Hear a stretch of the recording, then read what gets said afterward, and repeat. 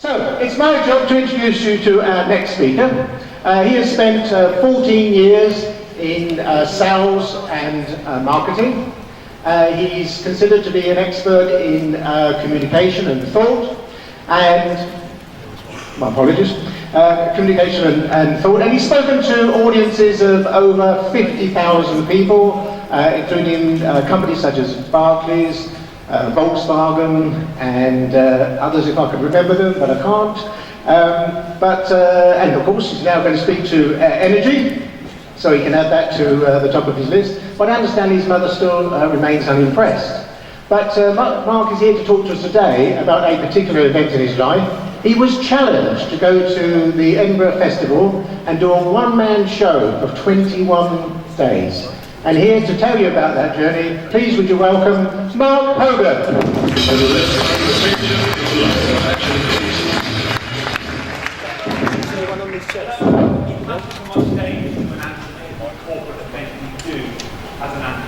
I was with Grayson Baker last week. Rather disappointingly, their anthem was the Oasis hit "Roll With It," which I didn't quite like as an anthem.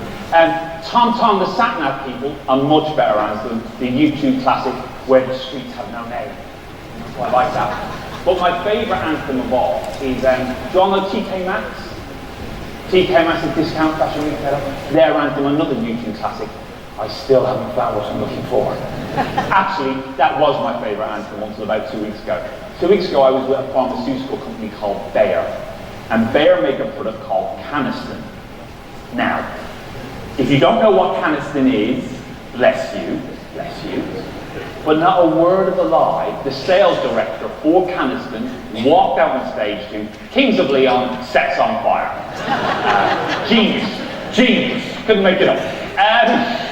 Now, some of you know, I do have some PowerPoint. Please do not worry, I am a professional.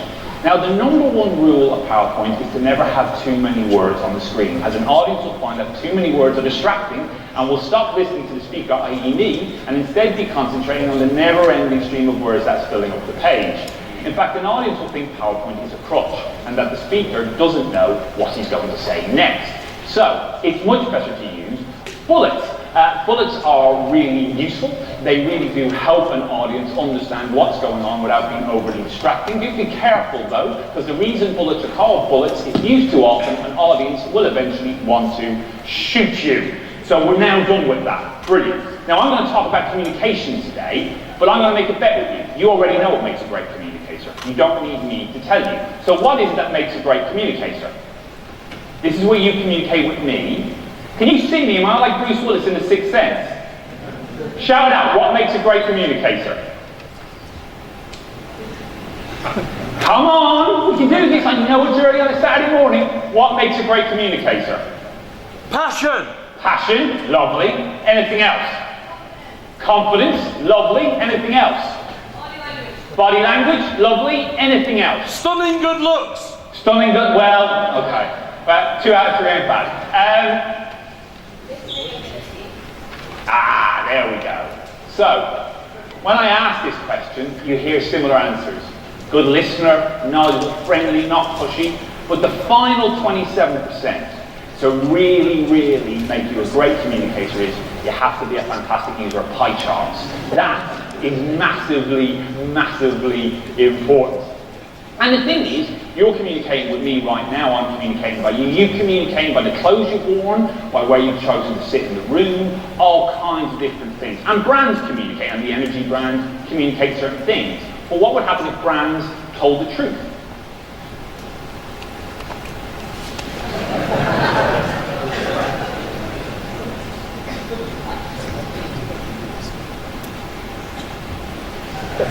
Every bloody day.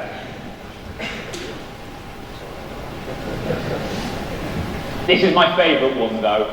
This is Radio 4, and they've really honed into their demographic.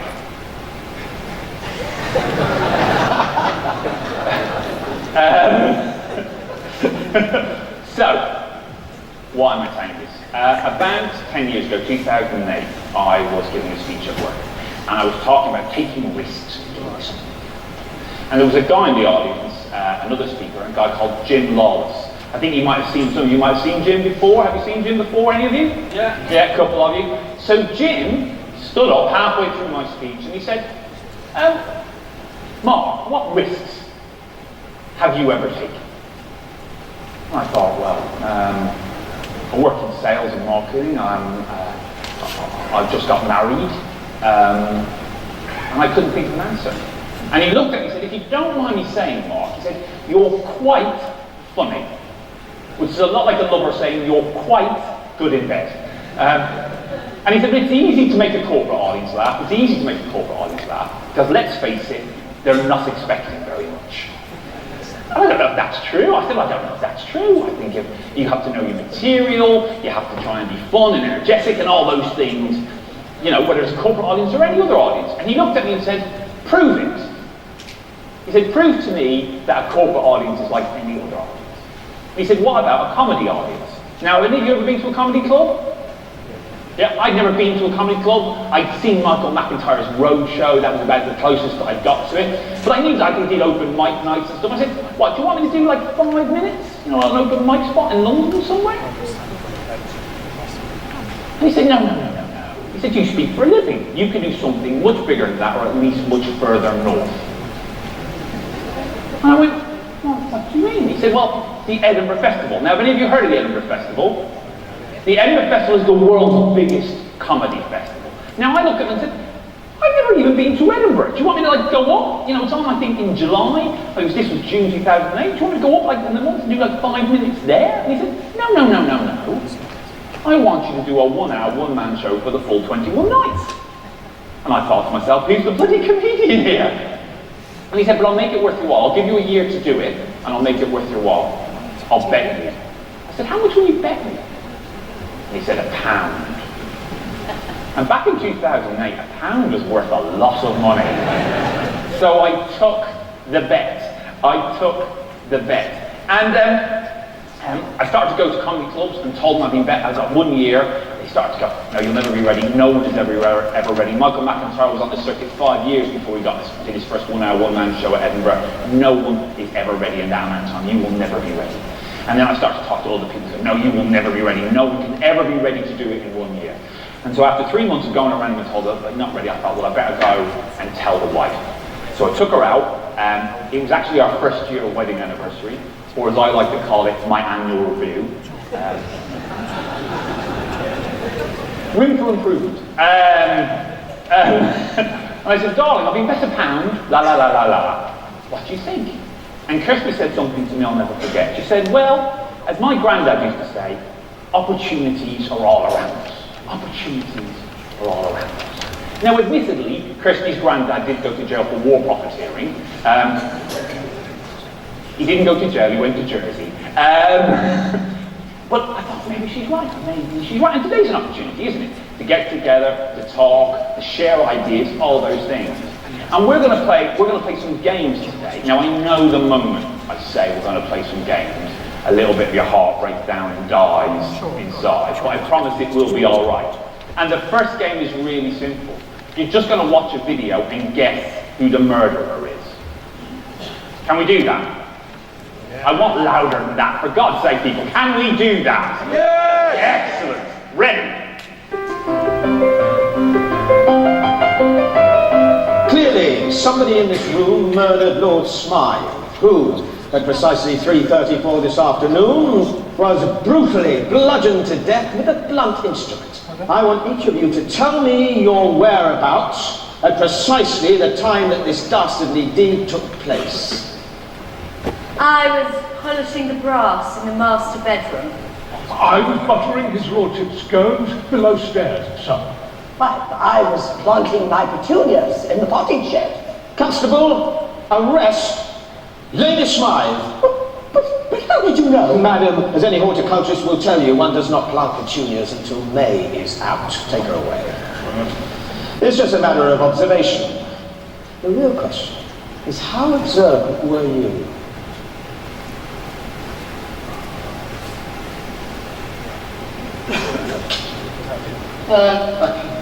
Clearly, somebody in this room murdered Lord Smythe, who, at precisely 3:34 this afternoon, was brutally bludgeoned to death with a blunt instrument.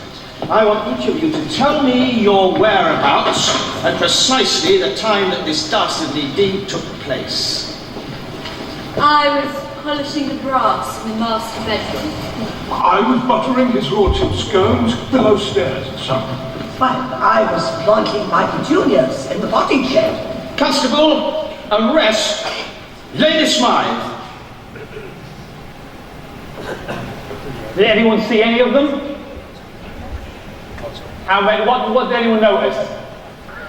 The rolling pin. There's always a woman who notices the rolling pin. Don't know what that means. I think there's a deep psychological meaning to that. But the thing is, I think we're busy, aren't we? Are you busy? Your bosses are in. Are you busy? Yeah? You're busy, aren't you? And I think because we're so busy, we miss the obvious. We miss the opportunities that are around us, just trying to get through the day job. But I think it's worse than that. I think it affects how we communicate and how we're perceived. So, we're going to play another game. You're going to turn to the person next to you. In a nice loud voice, in a neutral voice, you're going to say the word table. You're then going to say table in a happy voice. Table! You're going to say table in an angry voice. Table! You're going to say table in a sexy voice. Table. The sexy as it gets, alright?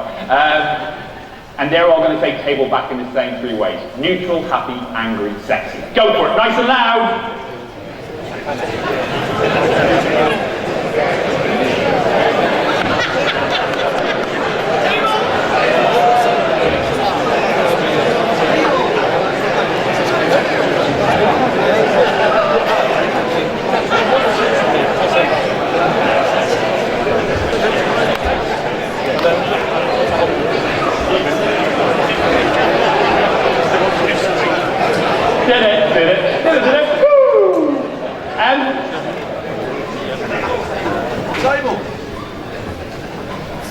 I have to say, I was just, gents, some of your sexy tables are very similar to your angry tables.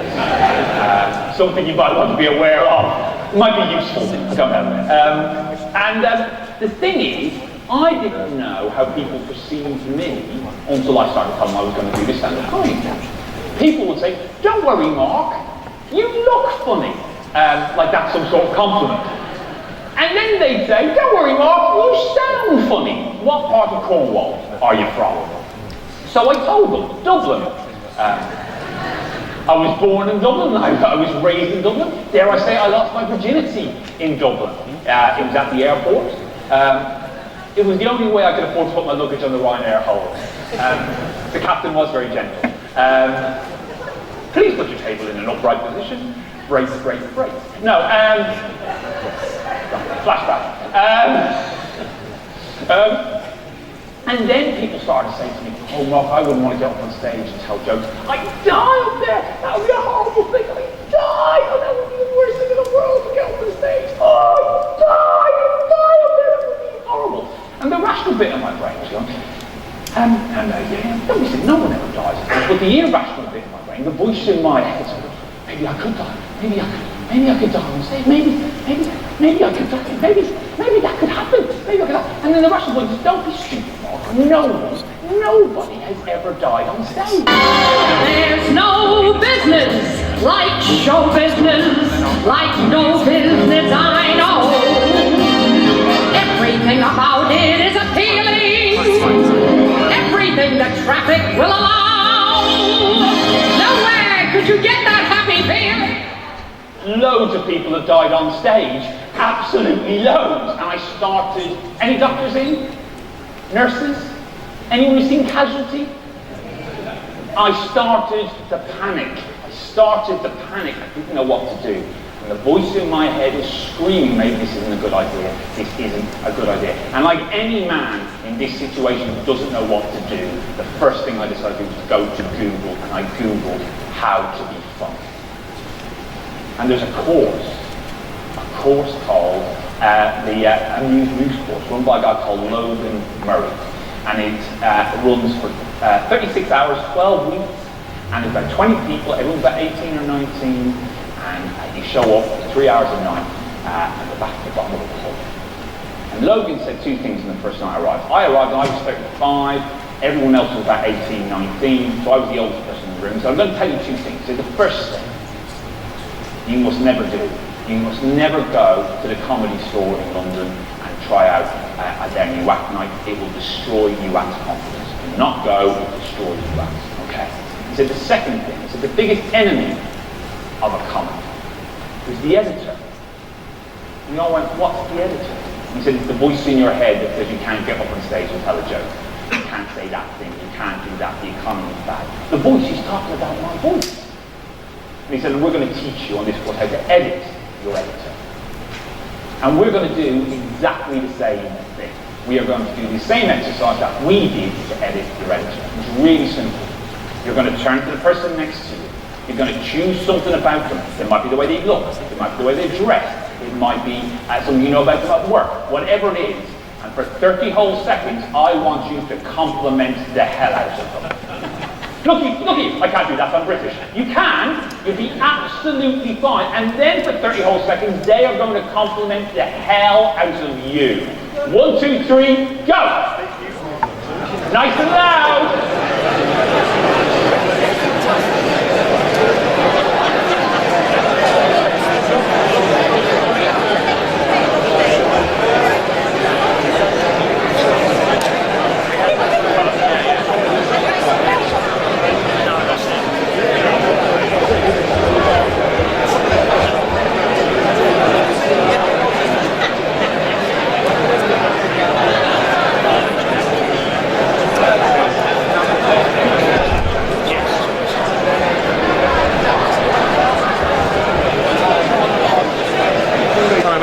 Say hello. You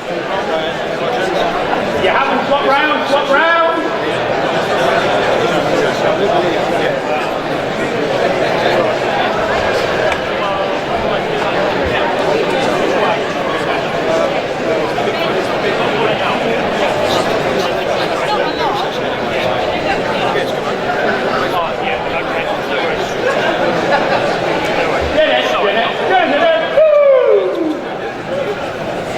Thank you for that. Lots of laughter, which is lovely. I think there might have been a proposal on one of those pages over there, which is very nice. Gents, I hope you'll be very happy.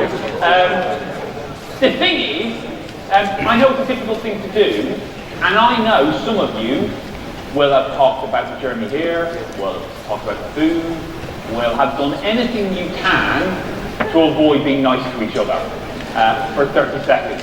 And look, that's cool, that's completely cool. I know it's uncomfortable, and it's cool because I've already been paid. So I'm very happy, it's fine. But the thing is, once you see the editor, once you understand the editor, you start to see it in all types of places.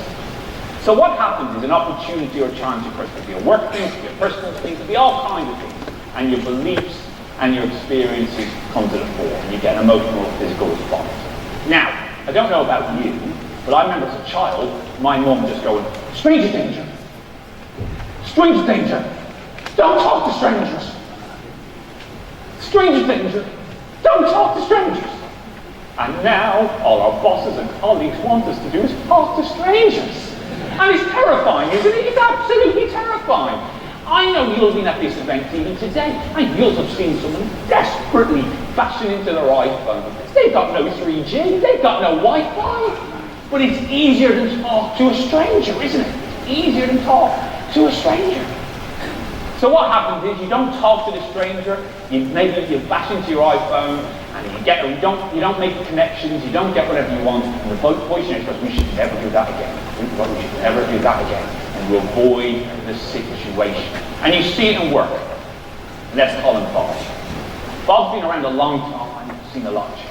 You go, Bob, we've got this new idea, we're going to do this. And Bob goes, that'll never work, it didn't work in 1979 and it won't work now. And you go, Bob, but we've got computers and IT systems and video. There's no, I'm not. And then you've got the opposite, you've got Susie. We all have Susie in our organisation. Susie is the relentless Hercules. And he goes, Susie, we've got this new idea. And she goes, yeah, brilliant, let's go for it, let's go. No, lights up a room when she walks in, but secretly we all hate her. And the thing is, Susie and Bob are two sides of the same coin. They're two sides of the same coin. Bob doesn't want to see a project fail, so Bob thinks, well, if I don't really commit, and I don't really make myself uncomfortable, and I don't push myself, and it goes wrong, it doesn't really matter, I can walk away clean. I haven't invested emotionally into it. While Susie thinks, I want to make this work, so I'm going to invest everything I have to make it work.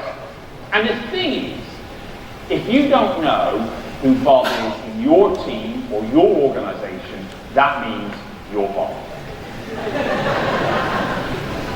And if we're honest with ourselves for just a moment, haven't we all been Bob? Haven't we been in a meeting where they go, you're going to do this, and this, and this, and this, and this, and you go, yeah. And you walk out going, that'll never work. That'll never work. Because Bob keeps us safe. The editor keeps us safe. It stops us doing the things we could do and should do.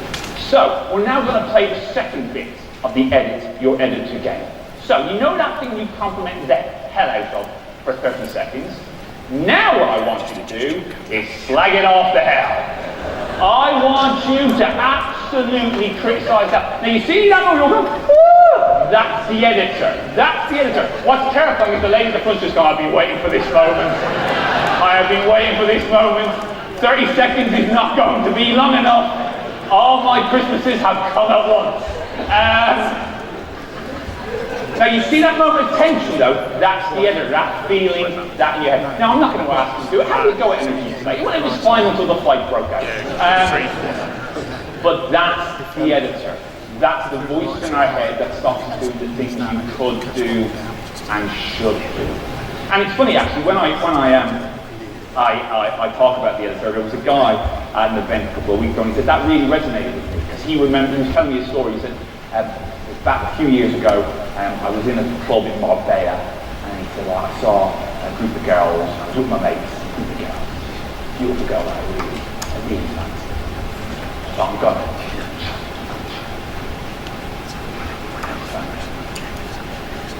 down to John, walk straight up to her, straight past into the toilets, straight into the toilets. Comes out, all his mates go, and the voice is right now, down to another trunk. Straight past her again, into the toilet. Right. 5 times this went on. 5 times. On the 6th time, I thought, no, I'm going to do it now. I'm going to do it. I'm going to talk to her. I'm going to talk to her. Bang, down the drink.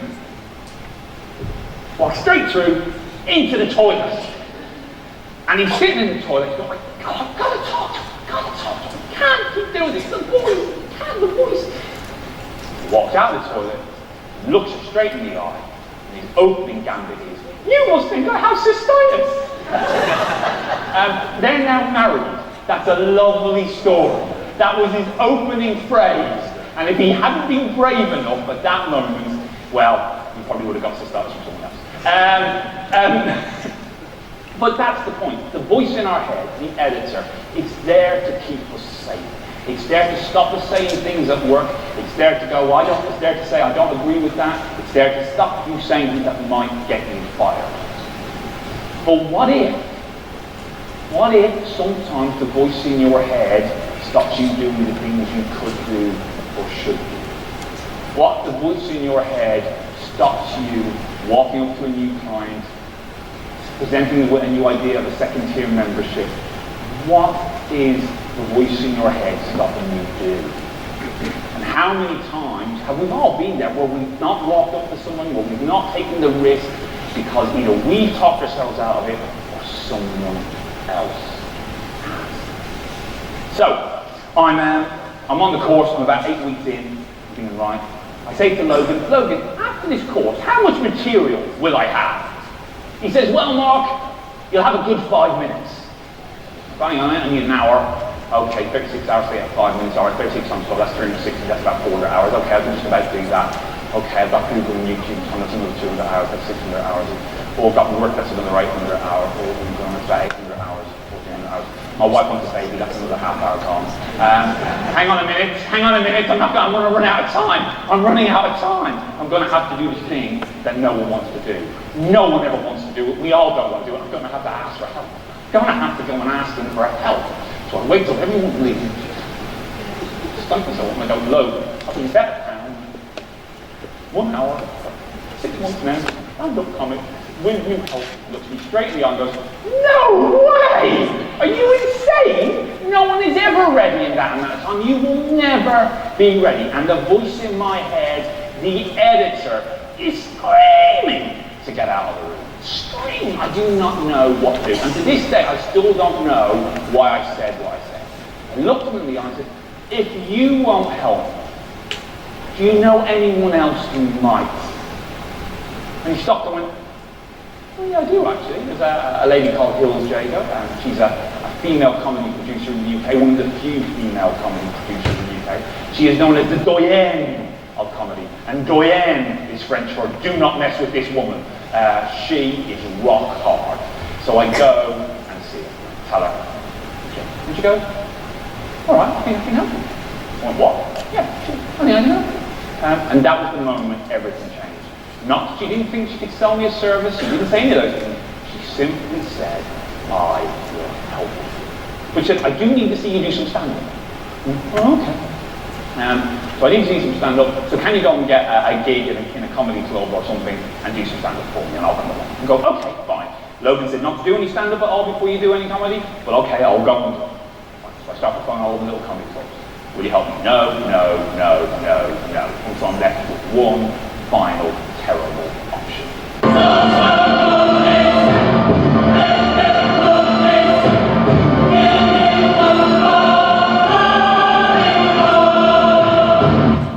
500 seats, student night, £1 a pint. It is like ancient Rome in there, but more brutal. Absolutely, I am absolutely terrified out of my skin. And the thing is, there are about 40 acts, because the aim is, it's called the King Gong Show, and the aim is to not get gonged off within 5 minutes. Most people do not last that long. So, I am terrified. Now, have any of you, you've been to a comedy club, have any of you been to the Comedy Store? A couple of you. The thing is, when you see a comedian on stage, what happens is, whether on stage or whether on TV, whether on a panel show, whether on an interview, they'll be normally asked something when they go into a store. And it looks like they're making that up on the spot. That's not the case. 5 minutes is about 750 words.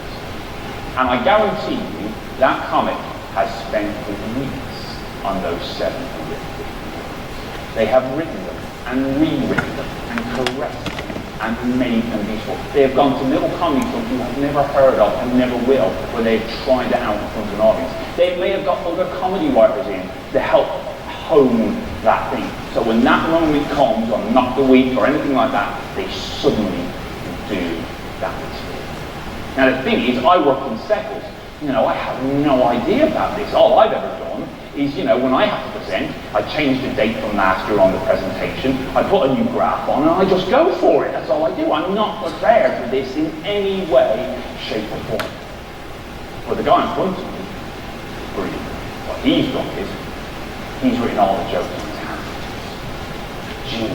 Why didn't I do that? Why didn't I do that?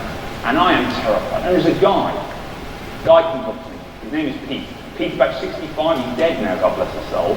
And he comes up to me and goes, you look nervous. I am too, he looks nervous. I'm terrified. He goes, don't worry, you'll be fine. So, I've done this 10 times in a row now, you'll be fine. Pete, why would you do this 10 times in a row? He goes, well, I'm trying to beat my personal best time.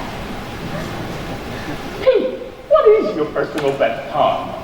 17 seconds. I've yawned longer than 17 seconds. The voice in my head is screaming. Stevie's written all his jokes down. I don't know what to do, but I've read all the books. You know, we've all read all the books, the Paul McKenna books, the success books, you know, the ones that say, visualize success. Visualize success. So I go into the toilet and I throw up. And I feel a whole lot better. And I come out and Stevie's ahead of me. He's written all his jokes on his hand, and I'm thinking, why did I do that? Why haven't I done that? But of course it's really hot in there. and all the ink starts to run down his arm. And they go, welcome to the stage, Stevie! And Stevie runs out in front of everyone. Huge round of applause. Well done. Looks at the audience. Looks at his hand. Looks down his arm. Gong! He's off! He said nothing. Not a word, not an utterance. He has got nothing out. Welcome to the stage, Marc Hogan. And I run out for a torrent of noise and abuse. And to this day, I cannot remember a word of what I said. I do not remember. All I remember is I'm talking, and all I suddenly hear is these two cockney geezers in the front row going, no man, put the red card down, man, put it down. He's quite funny. And I look down, and there's these two cockney geezers having a fight over a red card. How do I know they were cockneys? Obviously they were covered buttons. Racist. And I got distracted. Gone. Marc Hogan asked 3 minutes, 56 seconds. You know what this means, don't you? I've only got 56 minutes, 24 seconds left to fill. I run down and I say to Hills, what do you think? She goes, you're quite funny. I go, I get that a lot. I say, will you help me? She goes, yes. By the way, have you got 15 grand? What? 15 grand, that's how much it costs to put a show in Edinburgh. You're going to have to hire the venue, you're going to have to pay for accommodation, you're going to need flyers, you're going to need a flyering girl, you're going to need tech support, you might need a producer. It's about 15 grand. I'm Irish, I bank at Royal Bank of Scotland, it's the height of the recession, but it's going to bail me out. I have no idea how I'm going to do this. I'll figure out a way to get the money. So, why do you think Stevie got gonged off in a couple of seconds? Shout it out, why do you think? You needed to say something. Do you think he was scared? Do you think people could see he was scared? Yeah? Have you been at an event ever where you hear someone speak, you know, like at a best man or something like that, and you can tell they're nervous? We can feel that. What goes on in here shows up on the outside. Shows up on the outside. Now I need to obviously show that to you, so I'm going to need some volunteers in a second. Now I know the moment that everyone say that everyone's heads go down and everyone's heart does break down inside. But I want you, when they come up on stage, to absolutely give them the loudest applause of the day. I want you to roar and stamp your feet, because what they're going to do is brave to come up here. Yeah? Is that okay? Okay. Ready? I'm actually going to pick you. Go. Give a big round of applause! Give a big round of applause! Big round of applause! The biggest round of applause they've ever heard! Yeah, come on! Roar! Make them feel very, very, very special. Hello guys, thank you so much. Right, can you just come a little bit closer? Wonderful. Now, lovely, I'm going to ask you a couple of questions, and all I want you to do... No, they don't need to say anything. Sorry. And you just need to react. Just need you to think about it. That's all I need to do. Does that make sense? I just want you to watch their body language. That is all. So, if you can for a second, I just want you to think of somebody you love.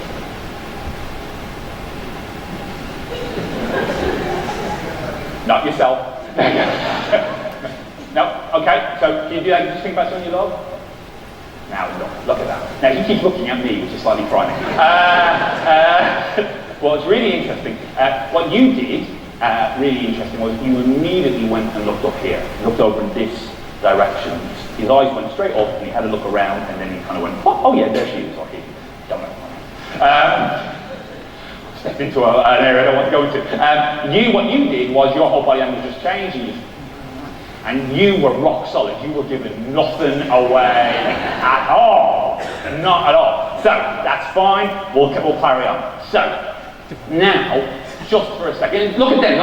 And if you can think, I know this might be harder for some of you, can you think of someone you dislike?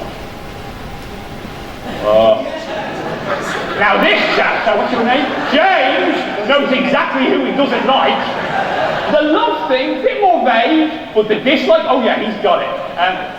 You moved this way, you did exactly opposite. You rather than look this way, you looked that way.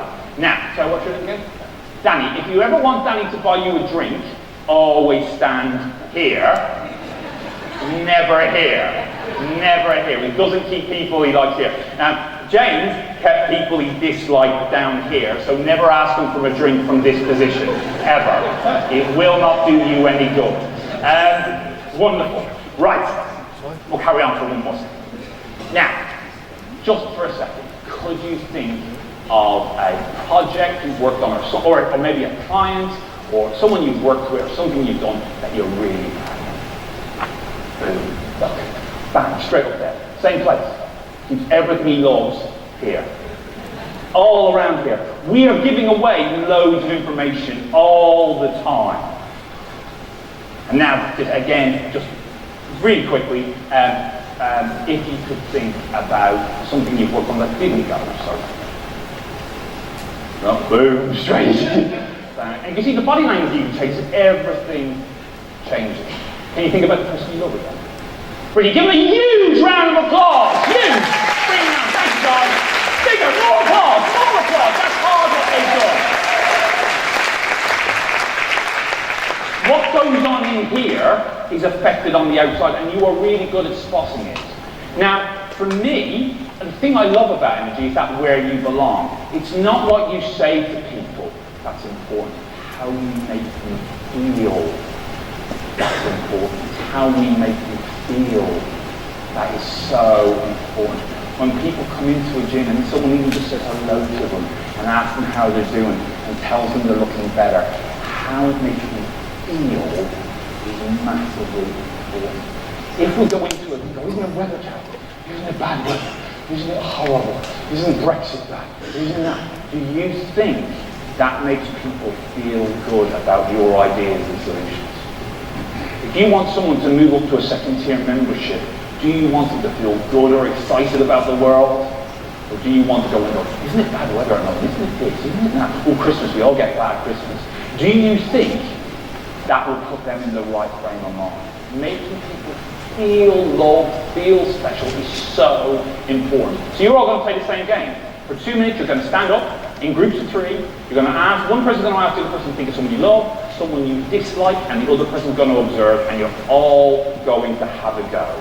Right, so we'll need the lights up for this bit, and you're all going to have a go, and trust me, you will see it. Look at, their eyes will move, their hands will move, their bodies will move. They will give something away. 1, 2, 3, go! Stand up and do this. Groups of 3. Someone you love, someone you dislike.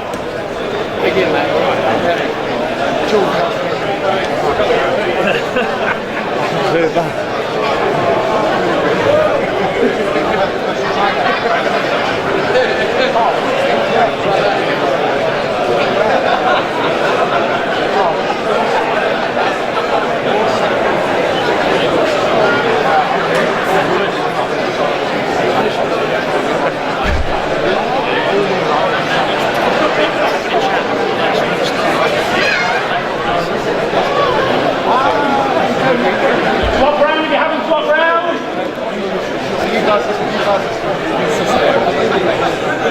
I'll ask you back.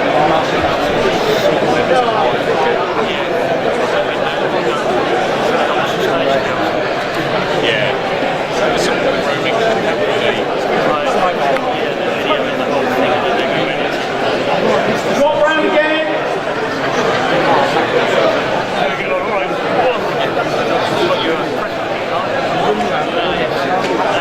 All right, did it. Then you can sit down. That's great.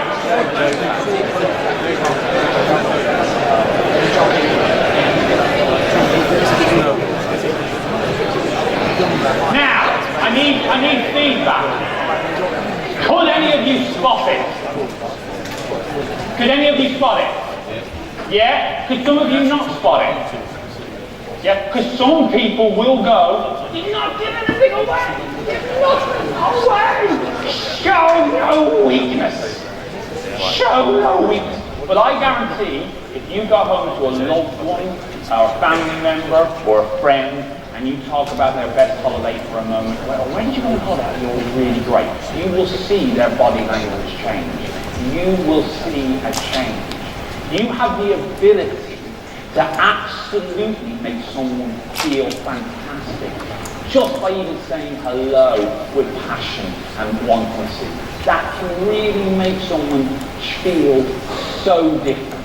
And the thing is, we all know people, and we've been, and we've worked in places where we know someone who can suck the life out of a room the moment they walk in. Now, we've all been to those parties where someone just sucks the life out of it. And if you go into parties or work and everyone leaves suddenly, that person is you. So we have to emotionally engage with people. Take an interest, make a smile, think about positive things before you go and talk to them. It will make them feel better. So, I got a director and we started to do the show, to write the show. And before Edinburgh, there is the Brighton show in June. Now, I'll be honest with you, to write a show is about 10,000 words, and my mental health is all over the place. But the day I get to Brighton, the Brighton Festival, to do a 1-hour preview show, I feel hopeless.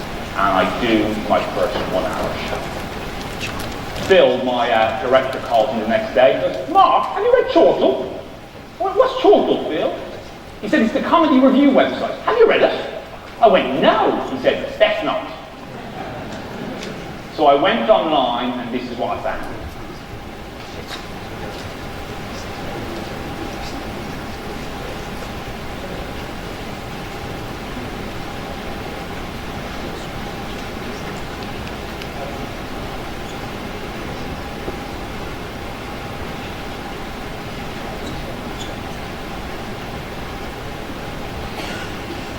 I'll be honest with you, I didn't take it very well.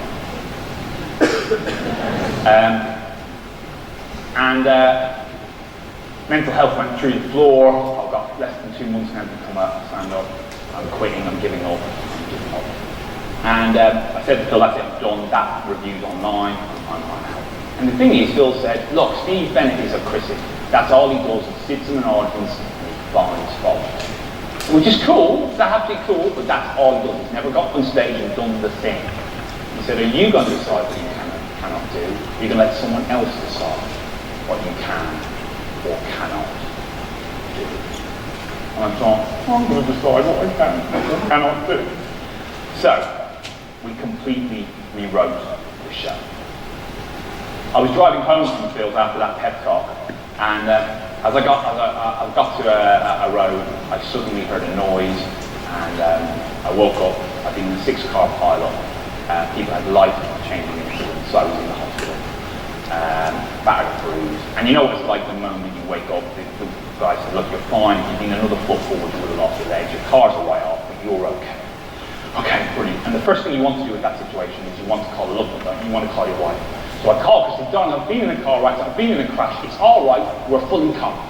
We're fully calm." Because that's the important thing in this situation, we're fully calm. And Kirsty goes, "We're fully calm." I go, "Yeah." And she goes, "Well, at least you now know where you're going to get the 15 grand for your show. Opportunities are all around us. Opportunities are all around us." And that's how we paid for this show. And that great meeting of art and commerce, my show was sponsored by Sheila's Wheels. So I didn't have a car for another year, but that's all right. We walked around.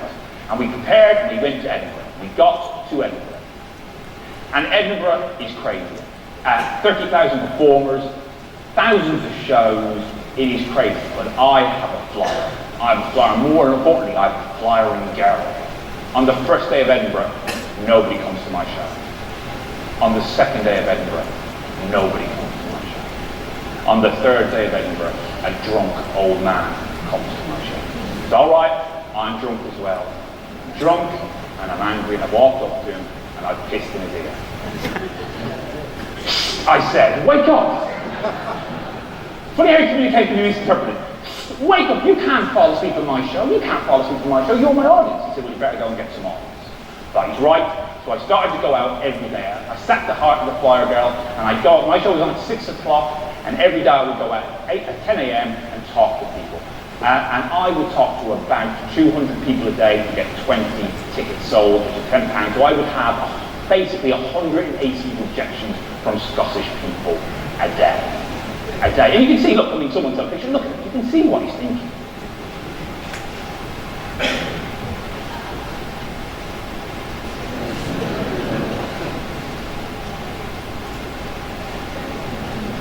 And what I found was, out of those 180 rejections, I had friends come up, no one liked it, but it got okay. I would try everything to talk to people. I would talk about other shows. I would look at them and kind of work out what their interests are, if they had families, all kinds of things, and I would recommend other shows to them. I would tell them all kinds of things. And someone said to me, theatre said, Mark, you should approach them from their left. Maybe not. It's me. Is anybody there? Come in.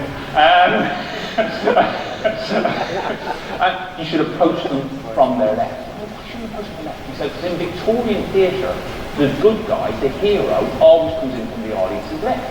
And the bad guy, the villain, always comes in from the audience's right. I thought, I don't know if that's true, I don't know if I believe that, but I'll give anything a go. So I went online and I just checked it on YouTube first. Come in, John. Start facing my really difficult. Darth Vader, Winnie the Pooh. George. Cubby little cubby all stuck with lucky. Touchstone pictures from the 80s, clearly evil.